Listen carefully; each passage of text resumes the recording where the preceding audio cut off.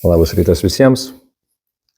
Šiandien vėl savo namuose prie kavos puodelio espreso pakalbėsiu apie kelias šią savaitę labai aktualizuotas temas. Slaptos, aišku, be abejonės uždaras Seimo posėdis, kuris tiek dėmesio turbūt pritraukė iš mūsų visų. Po to staiga atsiradusi 5. kolona. Ir prezidentas jau grasina atvirai, kad reikia su ta 5. kolona, kurią panašu suprask veda Remigijus Žemaitaitis, reikia kovoti. Kas tai daro, kaip ir kodėl, bandysime šiandien ir pasišnekėti mūsų antrame susitikime prie kavos espreso puodelio. Bet prieš tai ėmė pasidaryti kavos.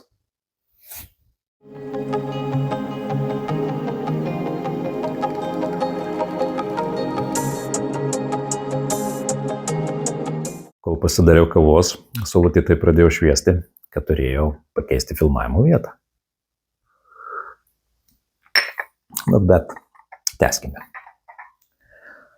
Ir pradėkime šiandien nuo to slapto uždaro Seimo posėdžio, apie kurį visą savaitę kalbėjau beveik per visas žiniasklaidos priemonės ir dar kokiam skambiom antraštėm. Suprastai išskirtinis istorinis įvykis, nes panašiai buvo susirinkę į tokį uždarą posėdį tik prieš 30 metų Seimo nariai. Prieš 30 metų, kad rinkosi aš suprantu, nes nepriklausoma valstybė buvo atkurta ir tikrai Seimo nariams reikėdavo susirinkti plačiai aptarinėti įvairius klausimus, bet aš netikiu, kad būtent prieš 30 metų, kai buvo kalbama tarnybinių naudojimo informacija, buvo sutelta tiek vadovybės apsaugos, tuometinės apsaugos departamento darbuotojų, kad užtikrintų slaptumo režimą patalpose, kurios ir taip yra saugios. Gerai, kad dekonstruoti bet kokią paslėptą arba situaciją, arba kuriai dūmų uždanga uždėta, aš visą laiką patariu žmonėms atsakyti į 3 paprastus klausimus. Kas tai daro, kaip tai daro ir kodėl. Ir kai gauni atsakymus, labai lengvai viskas dekonstruojasi ir dūmų uždanga atsiveria. Šį kartą pabandykime padaryti taip paprastai ir vos per porą minučių. Tas slaptas ir uždaras posėdis, apie kurį mes visi tiek daug jau girdėjom, kurį organizavo beje Saulius Skvernelis, jis to neslėpė. Jisai buvo surinktas tam, kad susirinktų visi Seimo nariai ir išgirstų tik tarnybinio naudojimo informaciją. Tai yra pačios žemiausios, mažiausia apsaugos reikalaujančios informacijos režime. Tai yra po slaptumo žymą riboto naudojimo, nes būtent su tokia informacija gali disponuoti visi Seimo nariai, nes iš karto gauna leidimus. Ir tokios informacijos turinys gali būti pateiktas patalpose, administracinėse patalpose pagal Valstybės tarnybos paslapčių įstatymą, į kurių patekimas yra saugomas. Kai patenkam visi į Seimą, kas buvę ar ne, mes visi pirmiausia susitinkam su vadovybės apsaugos departamento apsauga, ten praeinam patikrinimus ir įeinam į Seimą. Ir vadinasi, kad jau mes esam tokiuose patalpose, kur galima disponuoti riboto naudojimo informaciją. Ir daugiau nieko papildomai nereikia. Nes tie Seimo nariai, kurie turi leidimą dirbti su tokia informacija, yra įspėjami, kad jūs gali disponuoti, kalbėtis tokią tematiką, turėti dokumentus savo kabinetuose, bet negalite išnešti už Seimo ribų, bet viduje galite ir turite užtikrinti, kad niekas kitas apie tą informaciją nesužinotų, kurie leidimų neturi. Ir viskas. Jokios daugiau papildomos apsaugos nereikia. Reiškia, jeigu, pavyzdžiui, tą riboto naudojimo tikslią informaciją aš užsiklausiu iš raštinės arba pasinešiu dokumentus į savo kabinetą, aš galiu juos skaityti ir ant mano darbo stalo gali būti ir kompiuteris, ir telefonas ir panašiai, tik aš žinau, kad aš negaliu juos kopijuoti, fotografuoti, filmuoti, viskas. Tai yra riboto naudojimo informacija ir jos apsauga būtent tik tai tokio lygmens. Tačiau yra ir kita dalis informacijos, kuri vadinasi valstybės paslaptys ir tokia informacija visą laiką įslaptinama po slaptumo grifa slaptai arba visiškai slaptai. Gali dar būti šiek tiek lengvesnio ir įslaptinimo žyma konfidencialiai. Bet su tokia informacija disponuoti, kalbėtis ir susipažinti galima tik specialiuose patalpose, jos priskirstomos į pirmo ir antro saugumo lygį, kur būna jau tikrai specialios įrangos įdėtos į tas patalpas, kad negalima būtų juose pasiklausyti, įdėtos dažniausiai tos tam tikros patalpos būna specialias kapsulės ir panašiai. Mes tokias turim Seime ir jūs visi, kas stebėjote televizorių, matydavot, kad Nacionalinio saugumo gynybos komiteto posėdžiai, kada jie būna slapti ar neleidžiasi į požemį, į tam tikrą jau vietą, kuri irgi turi apsaugą be jokios abejonės ir va būtent tik tai ten tokią informaciją galima kalbėtis. Viskas. O šį kartą mes pamatėme cirką. Dėl sakau cirką ir kodėl iš ties labai daug susilaukė kritikos Seimo pirmininkas po šio posėdžio. Noriu paaiškinti, šiek tiek šaržuodamas ir bandydamas atkurti situaciją, kurią aš pats patyriau, norėdamas patekti į tą uždarą Seimo posėdį. Gerai, tvarkoju, aš einu į tą posėdį, kadangi posėdis pirmuose Seimo rūmuose, praėjęs tam tikrą koridorių, noriu patekti į tą holą, kuris nuves į kovo 11 salę, mane staiga pasitinka apsaugos darbuotojai, pro kuriuos aš praeidinėju kiekvieną dieną. Jie man sako, Dainiau Gaižauskai, prašom parodykit savo pažymėjimą Seimo narių. Parodau, praleidžia. Įeinu į holą, žiūriu, visi žiniasklaidos priemonių atstovai stovi tam tikroje skirtoje vietoje už tam tikros juostos, suprast, negali įeiti, nes čia labai svarbu, nors tie patys žiniasklaidos atstovai stovi visą laiką prie antrų Seimo rūmų, kur vyksta Seimo posėdžiai prie durų ir jie mus tenais gaudo, vos tik tai išlendam pro duris ir gliaudo mus kaip saulėgrąžas, ar ne, ir jiems kažkodėl tai galima arčiau prieiti prie durų, būtent tų patalpų. Nors pasikartoju, visos Seimo patalpos, visi Seimo rūmai viduje atitinka pagal reikalavimus būtent tą dalį, kad čia galima kalbėtis būtent ribotų naudojimo informaciją visose patalpose. Ir pirmuose rūmuose, ir holėse, ir kabinetuose, nesvarbu kur. Bet gerai, tvarkojau čia taip, pakankamai jo išskirtinai atrodo. Žiniasklaida stovi už to vienu žodžiu, už tos teritorijos negalima patekti, filmuoja, fotografuoja. Toliau aš suprantu, kad norint patekti į kovo 11 salę, žiūriu padarytas toks takelis, kad aš tai pro jį galiu prasukti ir kažkaip užeiti laiptais į viršų. Trūksta tik raudono kilimo, man ten priminė. Labai panašiai kaip Kanuose. Gerai, aš prieinu prie pirmų laiptelių, mane vėl pasitinka apsaugos darbuotojai, sako, Gaižauskai, prašom sustoti, pasirašykit, kad jūs dalyvausite tokiam posėdį ir jisai bus uždaras. Supras, ten bus riboto naudojimo informacija. Gerai, aš pasirašau, mane praleidžia, užlipu į viršų, trečia apsauga. Ten jau mus tikrina per tuos ieškiklius metalo, aš ten turiu praeiti. Mane aš neduok Dievę kažką tai įsinešiu, fotoaparatą ar dar kažką. Jėzus, nutvarkoju, einu pro ten. Bet mūsų žvilgsniai su apsaugos darbuotojas susitinka ir mes viens iš kito taip gražiai nusišypsom, suprasdami, kad Dieve, kokia nesąmonė daroma. Kam tos pompastikus? Šitiek darbuotojų prikviesta. Suvilkta ta įranga, kuri ten užtikrina tą saugumą iš visų turbūt valstybinių įstaigų. Vėliau atsimenu, sakė, kad čia niks nekainavo. Kaip nekainavo? Taigi kuras kainavo atsivežti, darbuotojams darbo valandos kainuoja.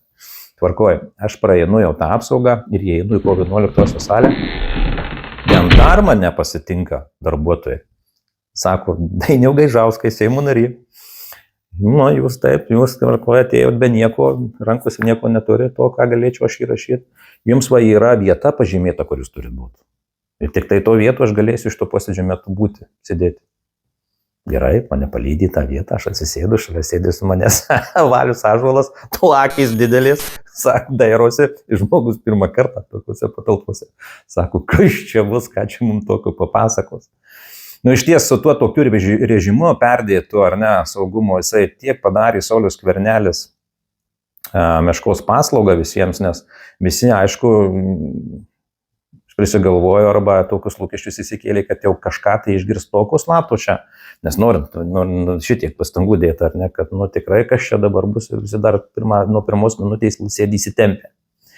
Bet kai pažiūrė, kas dalyvaus, to dalyvauti tą posėdį, kas aš galiu pasakyti, nes ten nėra slapta, susirinkę, tai krašto apsaugos ministrė, antro operatyvinių tarnybų departamentų vadovas, kai kurie karininkai, kurie iš tikrųjų dirba su tam tikru strateginiu mūsų valstybiniu planavimu ar ne, ypač gynybos klausimais. Mačiau, kad užsienio reikalų ministras sėdi valstybės kontrolės atstovai. Galvoju tikrai, šitie žmonės turės ką papasakot, tik labai įdomu, ką papasakos, nes čia tik tai tarnybinio naudojimo informacija. Gerai, sėdim, laukiam. Ir ką mes išgirstam? Posėdis prasideda, o Skvernelis kaip persikūnijęs atgal į generalinį policijos komisarą pradeda. Visų užsimiršęs, kad yra Seimo narys. Seimo pirmininkas, taip, tai yra svarbus, tai tik posėdį organizuoja, bet jis pradeda kaip generolas ir visus šį pradeda gąsdinti. Nuo baudžiamojo kodekso pradeda. Jeigu jūs dabar ką išgirsit, išnešit, išviešinsit, jums bus pritaikytas baudžiamasis kodeksas, jis tą triadą atpila, visi pradeda daryti, galvo, ką tu čia žmogau darai. Mes ir taip visi, kurie gavom tos leidimus, supažindinti, žinom, ko galim šnekėti, ko negalim ir kam visos tos pompastikos reikia. Bet prie to mes prieisim, kodėl jis taip darė.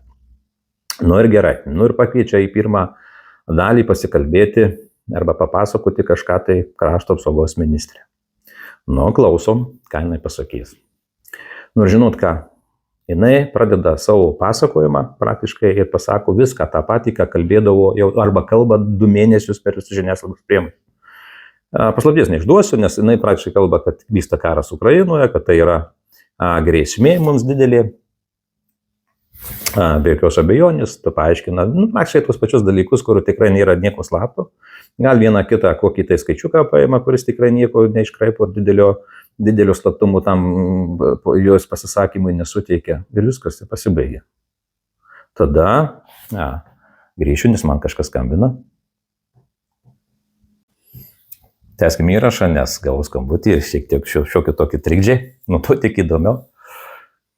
Ir kai krašto apsaugos ministrai baigė savo pasisakymą, Seimo nariai pradeda muistytis, sakyti, palauk, nieko čia nebuvo slapto. Ir kaip suprasti, ar čia visą, ką jinai pasakė, jau yra ne valstybės, o tarnybos paslaptis. Eina Ignas Vėgėlė prie mikrofono, Saulius Skvernelis užduoda klausimą. Sako, tai kas čia? Kaip suprasti, apie ką galėsim kalbėti viešai išėjęs už žiniasklaidą, ką ne? Saulius, aišku, nelabai laukia turbūt tokio klausimo, pradeda vėl tą patį, kad jūs turit žinot, kad čia jeigu išduosit paslaptį, ką sužinosit, jums tas ir tas bus, o kaip susigaudyti, ar čia slapta ar ne, turi pranešti pranešėjai, kuri dalis slapta, arba ant skaidrių, kurias rodys, bus užrašyta slaptumo žyma ten ir žinokit, kad jau yra tarnybinio naudojimo informacija. Visi pradeda šypsotis, jau matom, kad čia kažkas tai ne taip, grįžta, jau muistosi visi, grįžtam į tą savo vietas, vėl ramiai, laukiam, ką pasakys antro operatyvinių tarnybų departamento vadovas. Aš iš karto noriu pasakyti, kad tiek tada būtent šis departamentas ir pareigūnai, kurie kalbėjo būtent turbūt rimtomis temomis, ar ne, bet jiems buvo užduotis tą valstybės paslaptį, kuri turi slaptumo žymas rimta, slapta, visiškai slaptai, įslaptinti iki tokio lygmens, kad būtų galima kalbėti ribotų naudojimų patalpose. Ir tada jie nelabai ką turi pasakyti. Jie praktiškai taip viską išgrynino, atskėdė, kad kaip skaitė savo pranešimą, visi pradėjo šypsotis. Nes sako, apie jūs čia dabar ką šnekat, mes viską žinom. Juolab, kad mes girdėjom, ką jūs, gerbiamas antro operatyvinių tarnybų departamento vadovė, esat pasakę jau būtent prieš savaitę viešame posėdyje Seime, kada jūs pristatėte, kalbėjote apie grėsmes Lietuvai. Toje ataskaitoje, kur kartu buvo su juo dar valstybės saugumo departamento vadovas. Praktiškai puslapius, kada verti tuos ataskaitos, matai, kad viskas tas pats, ką kalba, tik kažkodėl tai skaidrėse uždėta ribotų naudojimo informacija. Gal ten koks vienas kitas skaičiukas kažkoks įdėtas, bet jis nieko nekeičia esmės. Ir prasideda pašaipos posėdžio salėje, visi pradeda šypsotis, juoktis, sako, kas čia dabar, kai kas nori išeiti, nesako, kas čia pasityčiojimas ar panašiai. Aš jau matau Saulius susikaustęs, raudonas kaip brokas. Kai kurie tie, kur atsakingi už tą posėdžio turbūt organizavimą, irgi puikiai supranta, kad čia visiškai to nereikėjo. Bet gerai, sukandė dantis, nusiramina žmonės, laukia, ką kiti pasisakys, ateina kariškiai šiaip sako, irgi ten, ką gali pasakyti, kada tik gali kalbėti apie tarnybinio naudojimo informaciją. Šiek tiek papasako apie struktūrą kariuomenės, tie, kas negirdėję, ar ne, tai gal jiems įdomu ten su tam tikrais kvadratukais, bet tai irgi nieko tokio, kas vardan ko buvo šitas posėdis turbūt organizuojamas, nes tikslas jo buvo turbūt kilnus - supažindinti Seimo narius su tam tikra situacija, kad vėliau, kai bus kalbama apie finansavimo poreikius, žmonės suprastų, už ką balsuoja ir kodėl to reikia. Bet nieko apie tai negirdim. Nei kokio finansavimo, nieko panašiai. Jeigu ten parodo kokią ginkluotę, tai net normaliai kainų neparašyta, ką už ką piršti, tai sako, kad reikėtų tą įsigyti. Nu, vėl gaunasi kažkoks chaosas, matosi šurmulys, nieko ten per daug nėra. Bando kažkokius tai galbūt šiek tiek susikaupę išgirdęs viskai apsiramint, kada kalbam apie prognozes kažkokias pasako, jeigu taip, tai ne, nu, tuos scenarius, ar ne, papasakoja. Bet tai irgi nieko tokio įspūdingo. Nu ir matom, kad posėdis nesigauna normaliai, kaip ten yra, bet ateina užsienio reikalų ministras, pašneka pakankamai taip solidžiai, bet tikrai nepaslaptis. Ir tik tai pačioje pabaigoje išeina valstybės kontrolė. Valstybės kontrolė pristato tą savo ne audito padarytą vienu žodžiu, ten, nu gerai, tai buvo ne išvados, ar ne, bet buvo analizė ir ką jie pamatė per kelis mėnesius įlindę į Krašto apsaugos ministeriją po konservatorių valdymo ir tai, ką jie ten pagarsina, visus šokiruoja. Aš esu sakęs, kad informacija, kurią pateikė valstybės kontrolė, tikrai turėtų būti išslaptinta ir reiktų siekti, kad žiniasklaida to išsireikalautų, nes ten tikrai pamatytume, kaip valdė Lietuvą konservatoriai Krašto apsaugos ministerijoje. Patikėkit. Kaip jie planavo, ką planavo, kuo vadovavosi, nežinau. Bet tegu išslapina, į prie tos temos, manau, grįžtim. Bet tik tai aš esu įsitikinęs, kad po to, kai visi šitą sužinosim, Nausėda turėtų vėl išeiti į televiziją ir pasakyti, kad suklydau, vis dėlto Laurynas Kasčiūnas nėra pats geriausias Krašto apsaugos ministras. Nu, bet nenueikime nuo temos, apie kurią mes pradedam šiandien kalbėtis, tai tas slaptą posėdį. Nu ir ką? Ir pasibaigė tas Seimo posėdis, kuris tikrai kainavo nemažai, nors bandau dabar Skvernelis sakyti, kad tikrai nieko per daug lėšų neišnaudojo, bet nepanašu, nes tai buvo pinigai ir jeigu dar šiek tiek pakompromituot Sauliaus tas pastangas, tai žiūrėkit, prie savaitės jisai teikė statutų pataisą, kad sumažinti Seimo nariams kanceliarinės, neva jisai susirūpino, kad reikia taupyti pinigus, ar ne? Bet kai pamatai, kai tokius posėdžius organizuoja, jie irgi kainuoja, tai šiek tiek tas jo kilnus tikslas surūpinimas jau nublanksta, o dar labiau nublanksta, kai sužinai, kad jisai šią savaitę užregistravo Seime, kad nori įkurti dar vieną Seimo vicekanclerių pareigybę. Va jums ir tas skaidrusis arba kilnusis tikslas sumažinti Seimo nariams kanceliarinės. Jisai savo jas būtų panaudojęs. Ar ne? Tai kai baigėsi šis posėdis, mes visi suprantam jo pagrindinį tikslą. Ne tas kilnus, kad supažindinti su slapta informacija, valstybės paslaptimis, ar ne, kad galėtume žinoti, dėl ko mums reikia finansavimo. Bet supratome, kad jisai gavęs mūsų parašus visų Seimo narių. Ir kurie mes išgirdom tą tokią beletristiką, kurią aš kitaip pat nepavadinti negaliu, nes viskas susijęs su tais gynybiniais klausimais. Mes visi dabar laisvai negalėsim Seimo nariai disponuoti šią informaciją ir kalbėti su žiniasklaida, nes viskas pakišta po riboto naudojimo žymą.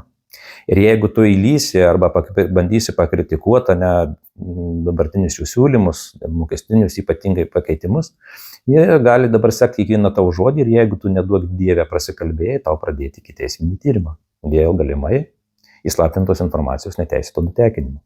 Kad tokių pavyzdžių mes matėm buvę, nors ir sunku juos įrodyti, bet vis tiek Seimo nariai turi problemų. Iš karto, dar jeigu organizuotų apkaltą, kad sulaužė priesaiką, tai jūs pažiūrėkite. Praktiškai užčiaupė visiems Seimo nariams burną kalbėti būtent šią temą. Ir nesudėtinga tai padaryti, Saulius Skvernelis tai parodo labai didelę iniciatyvą. Žiūrėkit, Ulbinaitė netgi iki aukščiausio teismo turėjo nueiti, kad jie aiškinti savo nekaltumą.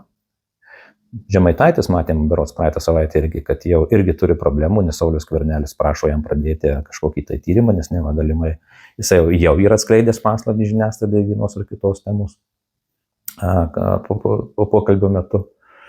Tai kai mes tai suprantam, kad vis dėlto Saulius surado instrumentą, nors ir būdamas Seimo pirmininku, kaip galėtų kontroliuoti Seimo narius arba bandyti užčiaupti jiems burną ateityje, kalbant apie gynybos klausimus, mes sunerimstam, nes tai akivaizdus iššūkis demokratijai, kad bet kuriuo kitu metu, vedant tokį, kaip Saulius Skvernelis sako, edukacinį būtent posėdį, uždedi slaptumo žymą ir tu praktiškai sukaustai bet kurį Seimo narį, nesvarbu tu pozicijoje ar opozicijoje, kad tu negalėsi laisvai disponuoti arba kalbėti tam tikrą temą ir ypač su žiniasklaida. Kas tai daro, mes įsiaiškinom, Saulius, kaip tai padarė, kad padarė visiškai absurdiškai, pertekliniai tą saugumo kontrolį, mes irgi pamatėm ir kodėl. O kodėl tai irgi pradedu. Paaiškinu, ar ne, kad viskas įveda kontrolės mechanizmus, tai papuolė visi. Gerai, šitą supratom, instrumentą turi, kontroliuot gali, juolab, kad net ir gazdinau nuo posėdžio pradžios apie baudžiamąjį kodeksą. Bet kam damėm to viso reikia? Suprantam, kad susireikšminimui irgi geras dalykas, ypač toj kovoje, kada kovoja su Žemaitaičiu. Instrumentai jau turi. Mes suprantam, kad tai tik tai pradžia į naują kovos etapą, kuriam duosiu pavadinimą 5 kolona Seime. Žiūrėkit, iš karto po Seimo posėdžio, nors Saulius labai daug gauna kritikos dėl šitos pompastikos ir cirkų, apie kurį aš jau jums paaiškinau, ir turbūt jau visi supratote, kad to tikrai nereikėjo. Bet Saulius, nueidamas prie žiniasklaidos, kurią ir išsirikiavo būtent prie tam tikros linijos Seime, ar nenaina, pradeda kalbėti apie neva, jisai sunerimęs, nes Seime formuojasi 5 supras kolona. 5 kolona, tai paprastai sakant, tai yra tų Seimo narių, kurie galbūt nori išduoti Lietuvos valstybę, dirbti kitai valstybei, suprask Putinui, dar įvardina, šiaip atsargiai sako tai, bet vis tiek eina suprast, kad tai yra ir iš Lietuvos valstiečių žaliųjų sąjungos, ir iš Nemuno aušros daugiausia atstovai, kurie ypač balsavo prieš tam tikrų sankcijų įvedimą, arba net, jisai užmeta šešėlį būtent pagrindinę šių 2 partijų ir vis tiek nusitaiko, tarp eilučių pasako, kad į Remigijų Žemaitaitį. Bet jūs pagalvokit, Seimo pirmininkas, nepriklausomos valstybės parlamente meta tokius kaltinimus ir būtent tuo metu, kada tos grėsmės išties realius, ar ne? Ir be jokių įrodymų. Šiaip naudoja visur žodį galimai, kur gali, arba neva, pavardžių nesako, nes bijo, kad nepaduotų jį už šmeižtą, bet vis tiek, kokia potekstė. Dar didesnė įtampa keliama, ar ne? Ir negana to, ką jisai tuo pasako, mes berods po poros dienų, tą patį išgirstam iš Lietuvos Respublikos prezidento Nausėdos, jis susimena, kad taip, jis mato, kad formuojasi 5 kolona Lietuvos Seime ir kad su juo reikia, ir su ta kolona reikia negailestingai supraskovoti, jūs galite įsivaizduoti, iki kokio lygmens viskas jau priėjo ir kokią naują kovą sugalvojo. Matome, kad Saulius Skvernelis ir vėl pasirodė, kad sąjungininkų įtraukęs netgi Gitaną Nausėdą, kuris tuo metu nebuvo Lietuvoje. Ir čia vėl stoja į jų tarpą premjeras Gintautas Paluckas, kuris labai aiškiai pasako, kad tikrai visi tie, kurie mes turim teisę susipažinti su tikroms valstybės paslaptimis, su visiškai slapta informacija, mes žinom, kad mūsų saugumas informavimas, kad būtent šiame Seime nėra jokios 5 kolonos. Nėra nei prieš vieną Seimo narį pradėti jokie, kiek supras, tyrimą ir kad nei vienas nekelia jokio net įtarimo, kad gali dirbti kitai valstybei ir ypač Rusijai. Beje, priminsiu, kad Valstybės saugumo departamento vadovas tą yra pasakęs ir kai pristatė viešai savo ataskaitą apie grėsmes. Bet Seimo pirmininkas ir prezidentas atakuoja. Ir vėl supras, kad atakuoja būtent į pagrindinį savo oponentą Remigijų Žemaitaitį. Ką aš noriu pasakyti? Aš noriu pasakyti, kad šitas purvinas žaidimas dar nesibaigė, jis turės tęsinį ir panašu, kad netgi artimiausiu metu mes pamatysim labai rimtą politinę kovą. Aš netgi ją pavadinčiau kovą be taisyklių, kuri tikrai turės pasakmių. Žiūrėsim iš ties, ką darys Žemaitaitis, bet kad jau Gintautas Paluckas irgi sunerimęs ir bando visą tą kovą dar kol įmanoma sustabdyti, mes pamatėme. Nes LRT laidoje labai rimtai savo priekaištus išsakė Gintautas Paluckas ir Seimo pirmininkui, kad Seimo vadovas negali to daryti ir juolab prezidentūra. Žiūrėsim, bet tikrai tai dar sykį mums visiems tik tai duoda paaiškinimą, kad grįžtu prie garsiojo Jonavos mero Sinkevičiaus istorijos, kuri nemažiau skandalinga, bet tuo pačiu atskleidė savo faktais, kad tai yra kažkokio tai politinio žaidimo dalis, nes tiek PRK akivaizdu ir visi teisininkai dar labiau kritikavo per šią savaitę, kad negalėjo to padaryti, ką padarė, tai atstatė Jonavos merą į savo pozicijas. Ir Seimo posėdis, kuris buvo būtent organizuotas, kad atšaukti buvusį savo sprendimą dėl pirmalaikių mero rinkimų Jonavoje, yra absurdiškas. Juolab mes išgirdom ir buvusio konstitucinio teismo pirmininko, ar ne, jau pasisakymus, kuris jau kritikuoja ir aukščiausio teismo sprendimą, kurio metu buvo išteisintas Sinkevičius. Mes matom, kad tai tikrai politinio žaidimo dalis ir Saulius Skvernelis yra pagrindinis šio kol kas žaidimo dalyvis. Tai vis dėlto kodėl tiek daug pastangų ir tokių skandalingų istorijų su kol kas neaiškia pabaiga, pasakysiu pagrindinę esmę, tai yra ateinantys milijardai, kurie bus skirti gynybai. Žiūrėkit, ES jau pranešė, kad kuria fondą 800 milijardų, tai istorinis atvejis ir tikrai jis bus, 150 milijardų bus lengvatinės paskolos, 600 milijardų kiekviena valstybė turės investuoti į savo gynybą ir 1,5% nebus skaičiuojama kaip deficitas. Ta girdi verslininkai, tam ruošiasi.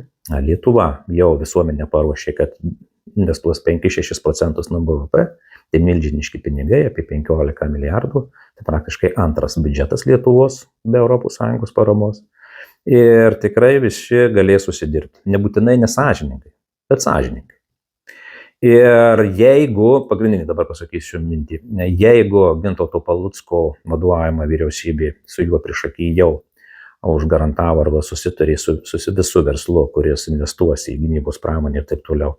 Pradėkime nuo to, kad galbūt skaidriai visiems leis dirbti ir užsidirbti.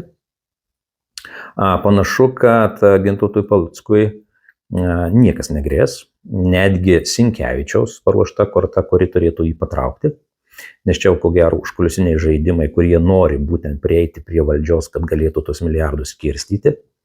O kai tokie milijardai skirstomi, kad ir sąžiningų būdų ar ne, tai be jokios abejonės politinė įtaka didėja, nes tu daugiau gali ko padaryti. Ir verslas tave be jokios abejonės apie tave kalbės tik tai gerai, žiniasklaidos priemonė ir taip toliau. Šiaip politinio svorio gali užsidirbti nemažai ir dabar dėl to politinio svorio visi ir konkuruoja. Taip kad Paluckas savo pozicijas, jeigu jau pasiruošęs ir išlaiko, tai viskas gerai, jei ne, tai jam tikrai dar maišys Sinkevičius, jo kolega, apie tai vėliau gal pakalbėsim kitose laidose. Bet štai Saulius Skvernelis panašu neprieina prie tam tikro lygmens, kuris užtikrintų jam irgi tam tikrą dalį arba prie tam tikros dalies tų milijardų dalybos, nes tai, kaip jisai elgėsi, kiek jis klaidų daro, nežiūrėdamas į savo reputaciją, tai tik parodo, kad Saulius panikuoja.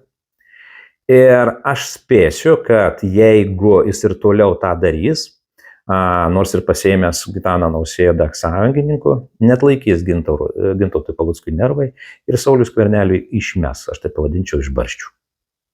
Nebeliks jojo valdančiojo koalicijoje, suvaidins jis, aišku, istoriją nuskriausto, kad kodėl jis palieka, jis į opoziciją ir panašiai. Bet jeigu jis pralaimės kovą, kurią dabar ties kovoja su Žemaitaičiu, o Žemaitaitis kol kas pagrindinė jam kliūtis prieiti prie Gintauto Palucko ir prie tų milijardų, Sauliaus Skvernelio likimas bus prastas. Bet, kad matom, Saulius daro viską ir netgi jungia juodasis technologijas, priminsiu, jis jau turi visų Seimo narių parašus dėl slaptumo, jisai gąsdina baudžiamosiomis bylomis jau Žemaitaičiui, kad neva jis nutekino informaciją. Jis jau suradęs sąjungininką atidaro naują frontą, kurio pavadinimas yra 5 kolona ir su ją reikia susidoroti. Saulius Skvernelis panašu eina į paskutinį mūšį ir skiedros ir dar tik tai pradės lėkti. Ko gero, apie tą mūšį mes dar turėsim atskiras laidas, Bet pagrindinė mintis ir dabar bandykime viską apibendrinti, sudedant mano pirmos laidos prie espreso puodelio ir dabar esmė, kad kova, kuri dar tik tai prasidėjo, yra kova dėl milijardų, kurie bus panaudoti gynyboje. Kaip toliau viskas rutuliosios, mes matysime, aš apie tai tikrai kalbėsiu drąsiai. Papasakosiu visus užkulisius, kurie vyksta Seime, kur jūs tikrai nematot. Jeigu jie bus skandalingi ir tikrai labai aktualūs, galbūt laidą padarysiu nebūtinai savaitgalio pabaigoje savaitės, galėsiu padaryti ir eilinę dieną, bet šiandien dieną konstatuojam faktą, Saulius Skvernelis eina į paskutinį savo mūšį, kur nebežiūrės nieko. Mūšį be taisyklių. Žiūrėkim, kaip jam toliau seksis. Taip, kad iki kito karto matysim dar visko tame Seime. Iki.